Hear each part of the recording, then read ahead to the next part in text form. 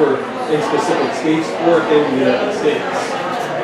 There's, I mean, I can show you the groups. I would just get the name and address and number, and that's very popular. Thinking about referrals or something, or what? On my phone, using copies. I've closed on a deal in Springfield that I never seen. If the numbers look three, you can pay people, they call it legal work. You pay people, they go into properties, they look around the properties, and take specific pictures that you say, this. And then if it looks good and everything comes together, you do this. Nothing stops you from calling a home inspector in New Jersey and saying, hey, I'd like you to go out. I mean, it's free to call the station. I have those guys there already. Yeah. And the deal I'm making with them is that I'm doing the Google ads with them. I just stopped it because it's making a website. And I'm doing some mobile dialing. So the mobile dialing, we're getting some training calls. But I don't know if they're just not converting it. We haven't got anything like that. The mobile dialing, I can imagine, is a tough one. People know. Some people transfer over, you might need a few people, but I don't know if it's a follow-up or Penetration of what the ladies go up the hills. Actually, I'm really good about it. What signs in the city right now? Hold on. How are you getting away with it? And it's not yet. Who's enforcing it? We talked about this the other day. No River, I've got 4 signs in the river. Well, that's what's are you in? Okay, that's what I know it's illegal in winter, so we were going to just do it over the weekend. No, we don't do it in winter at all, but we're in the summer. you guys do a door knock and you see a house that's really messed up. Drive for dollars, yeah. Yeah, but I just bought 2,000 door hangers. Oh, 2,000 door hangers? How much are they going to cost? $200. That's like one root. If you look at Canada Post, one root is 2,000. Yeah, Right? Yeah. So it's like, But you can get that. Yeah, it does that. Like every month For us, it's been average every couple of years. So, you want to get going on this one? yeah. So Dan asked me to talk to you guys a little bit today. Now, since I don't know anyone, I thought I would, mention, Dan, I thought it'd be a great idea to talk about strategic partnerships. I think that's really the crux of a lot of the way stuff happens in real estate. But before I get on it, because I'm new and I don't know you guys, I thought we'd go around and just thank ourselves for coming today, because I think it's amazing when people can get together, talk about stuff, at least that I get excited about. I know Dan does as well. I'll find out later if you guys get excited as well. I can already tell you guys, get excited about investing and making money for sure. So that's I'm awesome. just waiting for the case for like 2 years from now where we got so many people there. Remember that first meeting when we had 6 people? What was your first meeting? Yeah, see you inaugural. I haven't seen anybody do something like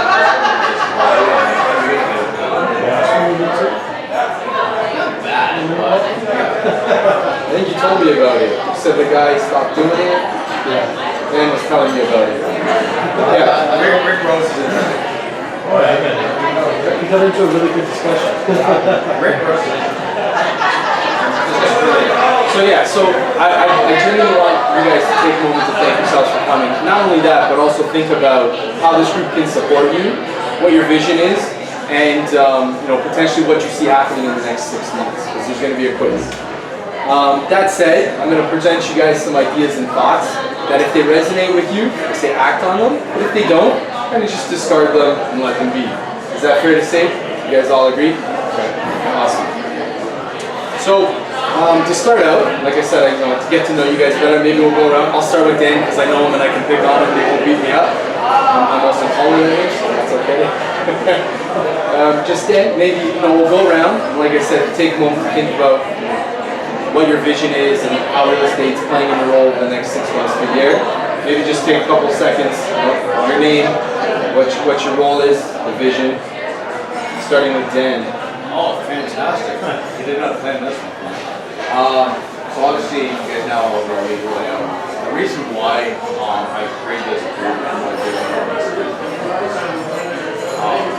I find in Windsor, there's one investor I find on the resident who's way across.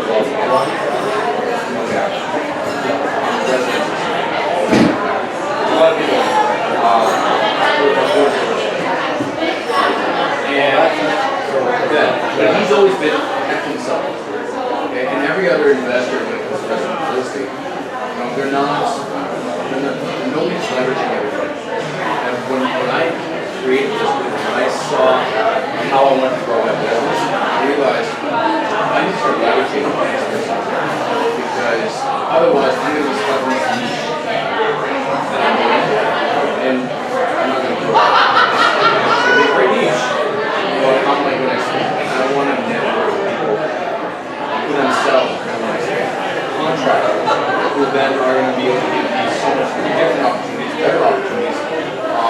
Lenders are going to be able to deal with me.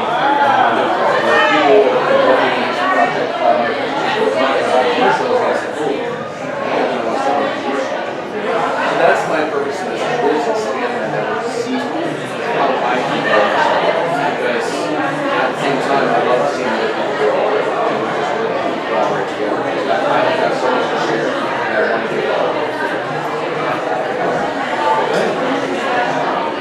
I have to follow this. So my name's Brian, I'm the founder of FCL Marketing Buyers. I got into this at the same time they it's kind of crazy to say that because we really do each other at the same time. Next 6 months for me, I've got a whole bunch of local stuff on the go, which is really unusual for me. Most of what I do is in the southern United States. But the local market came knocking on the door of Savannah. So that's what I'm at, right? My goal is to build my local connections and to meet more people locally so I can farm out my local stuff. I'm not really considered it. Luke, Joseph, realtor, and I'm really curious about investment.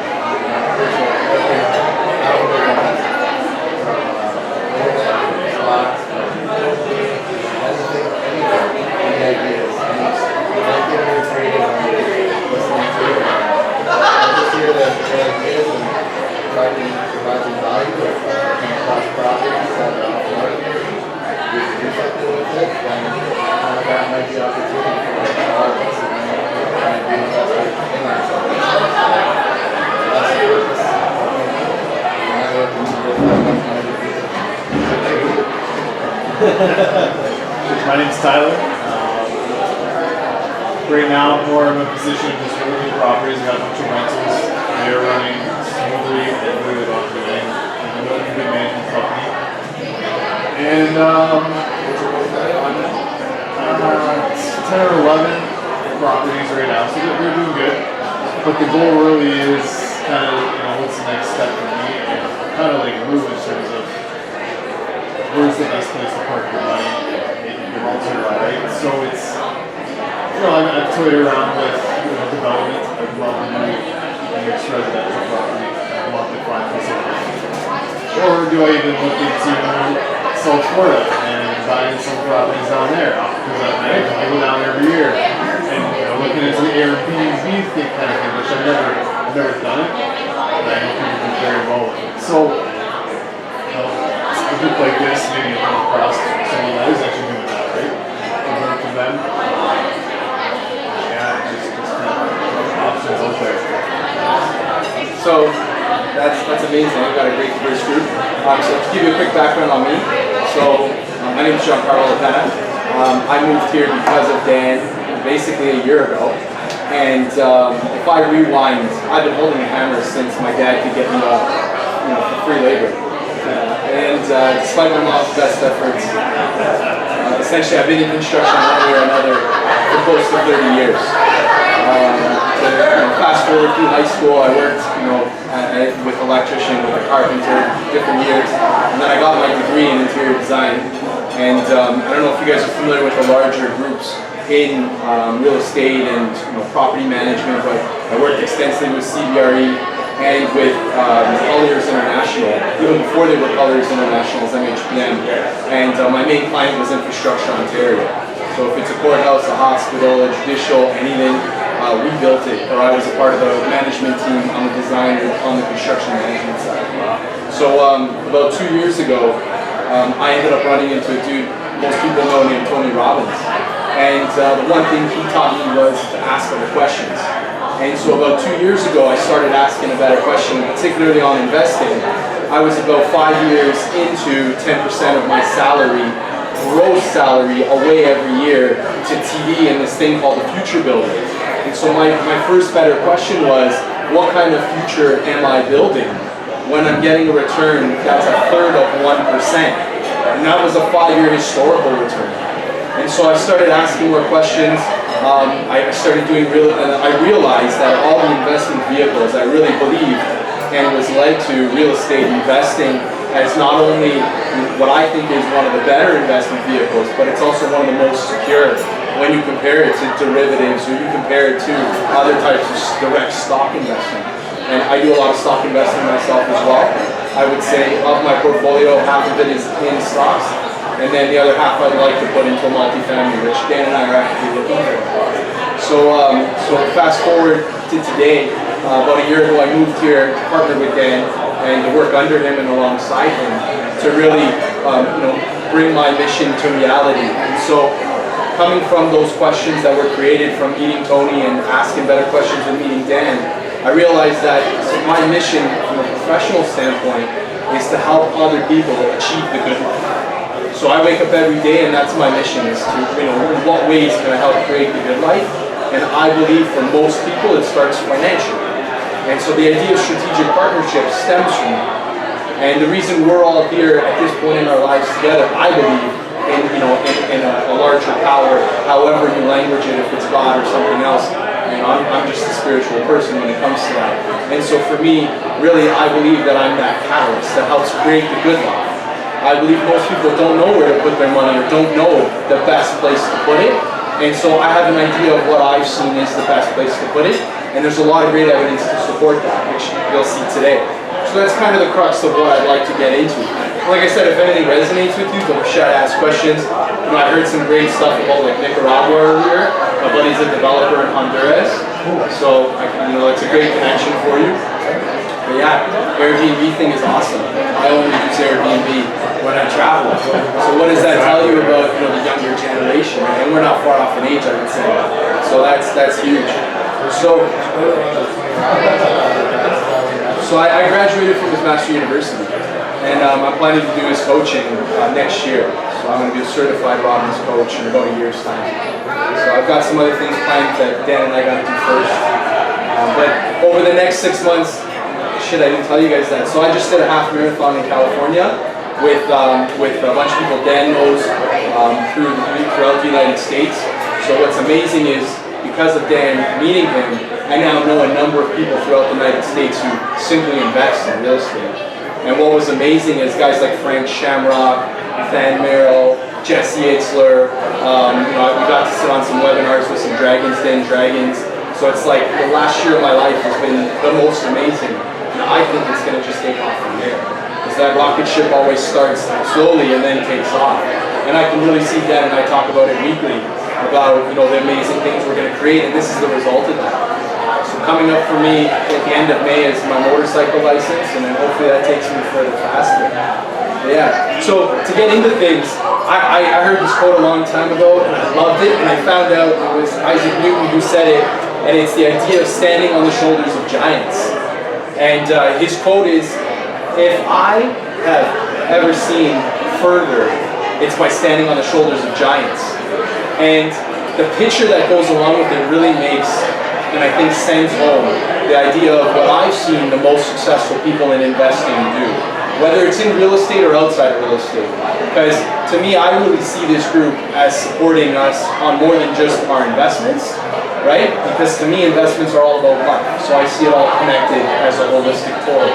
And I love this because there's, as Dan pointed out earlier, there's so many pieces in the puzzle that you ain't gonna do it all on your own. And if you do, you'll be successful, but nowhere near as successful as if you have a number of giants supporting you.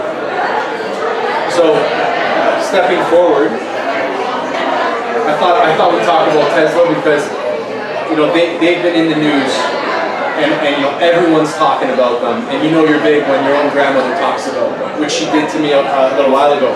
So I thought, how is it that a company like that, on that scale, is sitting at the top and leveraging a number of power players, a number of giants? And do you guys have any familiarity with how these companies do this? And Yeah. I know Tesla is pretty leveraged, right? Yeah. Like they're not really like, I don't know if I'm wrong, but they're not super profitable. They're not. He has like all these ideas for space and carry. Yeah. And there's a lot of people giving him money, but I don't really know. Like he's probably been seeing probably talk to. I think the point you just said there is the point I wanted to get across. So I'm glad that resonated with you. People are throwing money at this guy. And we'll take a look. From their website, their strategic alliance. Number one, Daimler out of the States and Germany. A company of that nature is partnering up with what's talked about to be the biggest move in the auto industry next to autonomous driving. And what's interesting to me is that they would actively line up with them as an OEM supplier for equipment. Freightliner. They've been trying to break another market. They've been suffering for years, if you know anything about them. Their stock's been tanking until they lined up with Tesla. And I don't know if you're in the stock market, Tesla's stock is like what Google's stock was in 2000. Like people talk about that one and like, shit, I wish I would have got in it. And how high can it go? And it's an unbelievable company that doesn't make money and isn't profitable. But you look at the flip side of non-profitability, if you're in weak stock at all, you just got slammed against the wall because of overvaluation. A lot of those companies are 80 to 1 value, and it's like, the market's just tanked. Tesla just recently took a drop on the power of the world. Yeah. Yeah, but and so this is the idea of, we're gonna step forward into real estate, and although you can make tons of profit in stock markets and other investing, talking about tax liens, it's quick and easy to lose your money in it. But when you can touch a building like rentals, where you can partner with people that are well positioned, like Tesla is, and even though they're not making money today, it's about how do you grow that future together. So stepping forward, my favorite one is Toyota. So Toyota believes in them so much, they not only back them with equipment, they also back them on the procurement side. So I don't know if you know, a lot of product Tesla's building is out of Toyota factories. Which to me is, if a company like that is backing this company, you know that they're going somewhere in the future. And that's part of why I partnered with them. I came in, I work under them on a daily basis because I see the amount of amazing things we're going to be able to create. And this group is going to be a byproduct of that. And I'd love to see the individuals in this group grow alongside what I see Dan capable of doing with PE. So, going through it, Panasonic's also with them. There's a few other companies. Panasonic, Warner, Lotus, all big names. So I thought I'd come, because it's in our inaugural meeting, to talk about, how can this group potentially, put us up there with companies like Tesla, because they're sitting at the top, and they've got a lot of big players supporting them. So I thought I would bring us back to us, and how do you guys potentially see this group really supporting you? Are there any things that you see in the next or near future for it to happen? I heard you talking about being over leveraged. I mean, depending on how you're leveraged, as Dan mentioned to me earlier in the conversation, Tyler and Dan were talking about being over leveraged and being comfortable with that. And I wasn't privy to, I don't really know your story, but I heard a few minutes ago you said, everything's running itself. So I mean, I think that's more a mental perspective change maybe that you're stuck at, and I'd love to see this group help you grow that. That would be amazing. But yeah, I think that's the big question that I'd love to talk to everybody about. I don't know if anyone has any comments. So moving forward, I'm going to use this guy over here, giving my back for a sec. So talking about how PE Real Estate Solutions, which is Dan's company, how it can be leveraged, and not only how it can be, but also how we're leveraging and how we're creating business and wealth as a result. So I thought, this is where I see us on a daily basis. I don't know if Dan knows that. So Dan showed you this slide earlier, and I love this slide. It really resonated with me. So I thought I would bring it over for a bit of fluidity. And I really see PE as being able to tie into every single one of these bubbles. Whether you're a realtor, looking for lead generation or looking to 4 times your commission, there's ways we can do that with realtors. I think we talked about it on the phone a bit. You know, if you have a property and you called us and we can do a quick close on that, that's going to save you on marketing. Now we're 5-timing your commission because you're not spending as much. You know, so I know there's a lot of Grant Cardone fans. I don't know if we can 10x it, but if we can find a way, we're good. Right? I started getting into him, and this 10x thing, I don't know much about it. He's leveraging those multi-million-dollar properties in Florida, right? Yeah. And he puts stuff out every day, right? Yeah. Monday's real estate show, and he always plugs in investors to one investor, right? Yeah. That's why he does it. You want to give him a couple $100,000 here, a couple $100,000 there, whatever. You put it together and grab it out of these big complex. And when you listen to Grant, though, when you listen to him, he's not the smartest guy I've ever heard talk. He's not the most polished. He's got tons of confidence. In fact, for me, he's a bit arrogant because it's like he'll say things like, the reason I moved to California was because I wanted a trophy back. It's like things like that, they don't resonate well with me because I'm a deep guy. I do things because I care. Right? Making money, making money for me is a byproduct. I do this because I want to help see other people achieve their dreams. And I know in many ways Dan does the same thing. That's why we're in this game. Otherwise, I'd be a chef in a pizza. I'd be cooking in a restaurant. I'd be happy as a pig, and you know what?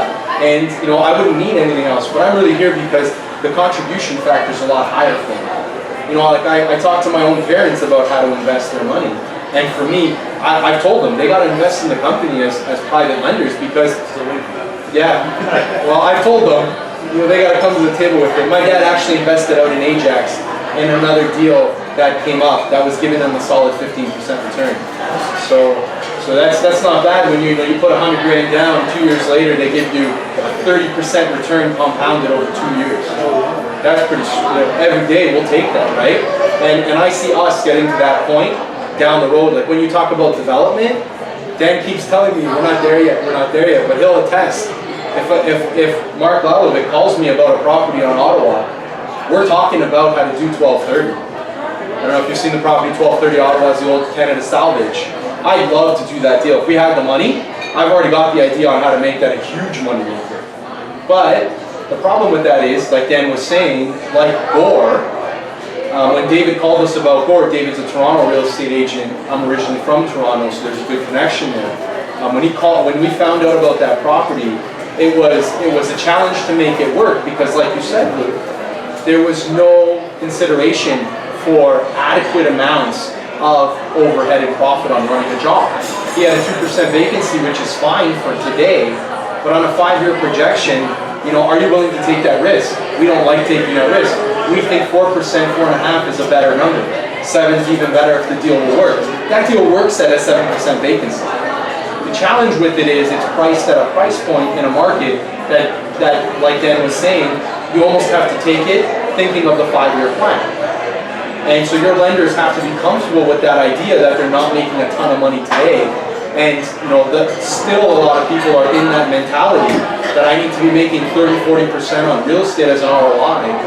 And we talk to them on a daily basis, and I see the market slowly changing. Right? I see that happening where now Windsor's in that 5 to 6% range as a cap rate, and you know, people are starting to realize that those 9 caps don't exist unless you go to Nicaragua or Honduras. Right? I got a friend of mine, a family friend, is a developer in Honduras. He's one of 5 Canadian developers. But his ROIs, when you run the numbers, I don't know what it's like in Nicaragua. His ROIs aren't that great. They're not ridiculous, right? But each, where you're investing, you have to take on the risk, and that's why I love investing in Windsor, in Chatham, in London, in Toronto, because the risks make sense to me. I can touch the property. Lenders are going to stress test with interest rates. Yeah. And I think multifamily investors need to stress test with vacancy rates. Yeah. Because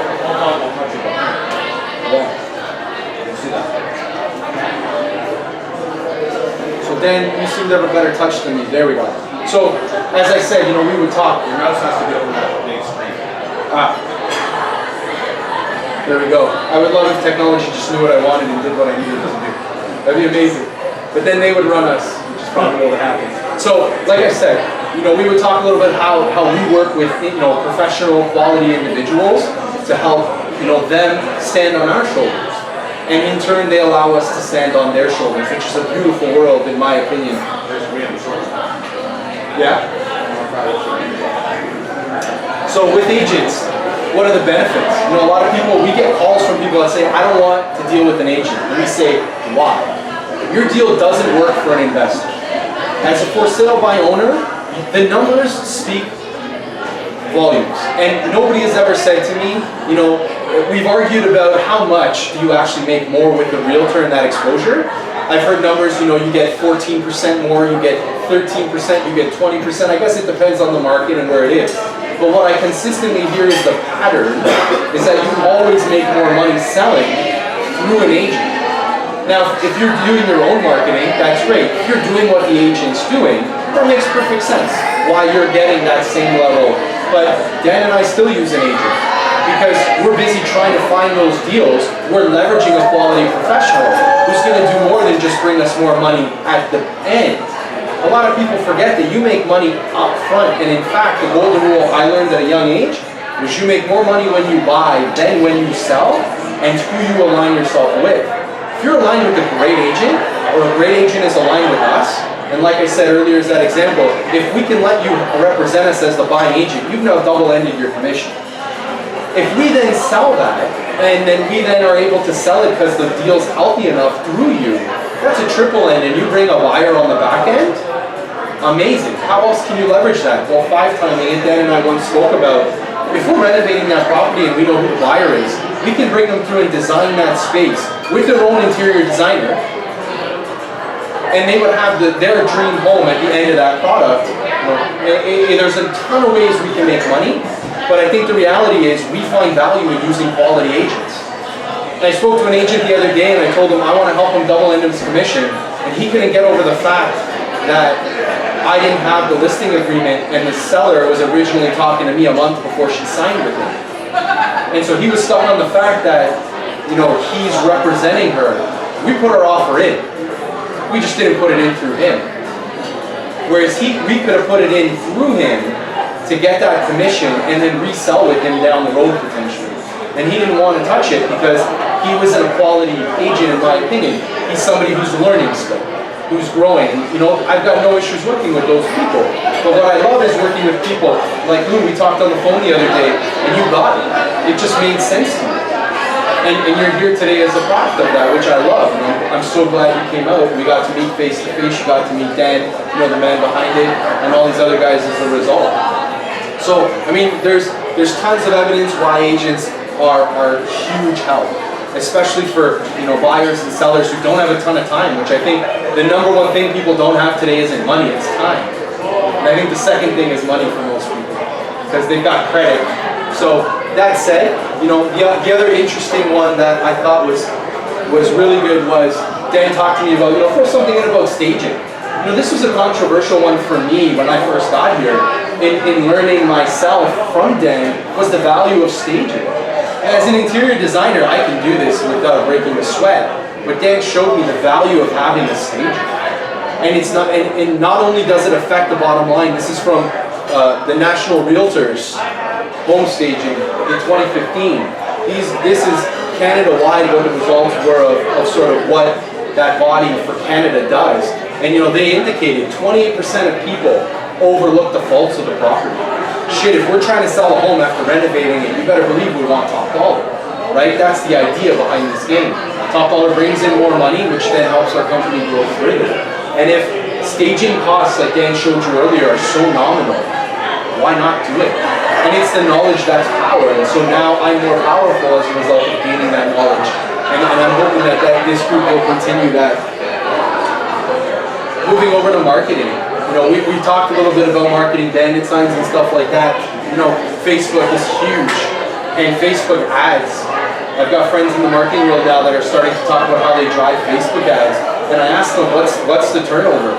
And they say that they're getting, in different markets, the highest quality leads out of any medium they've found with properly doing Facebook generation. And I was surprised to learn that because I get Facebook ads all the time and none of them really resonate with me. But talking to Brad out of California, who I met through the Tony Robbins group, he was saying that, you know, we've got big clients like IBM, big clients like Ford in the States who are now leveraging this because we've sold it to them and their sales are going up.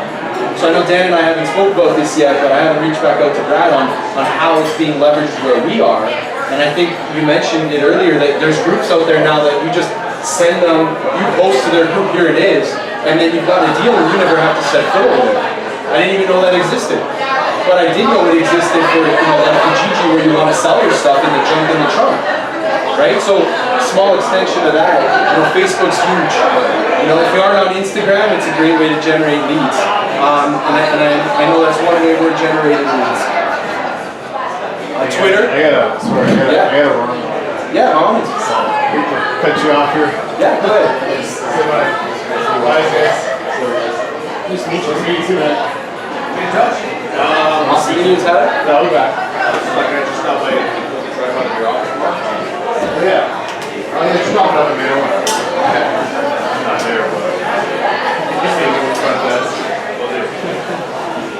This presentation isn't much longer, so you didn't miss a ton, Tyler. Alright, good. So yeah, it was good. No, I appreciate it. Thanks, man. No worries. See you guys. So in terms of a few other ones, like Kijiji's huge. I think every realtor now also lists their properties on Kijiji.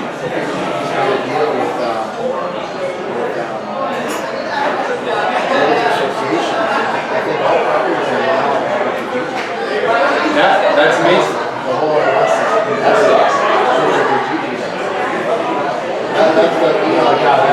Check that. Yeah. But if you look at the and see properties that just get imported. Yeah, no, we've been seeing that. That's why, to me, it just, if they haven't done it, they were going to do it.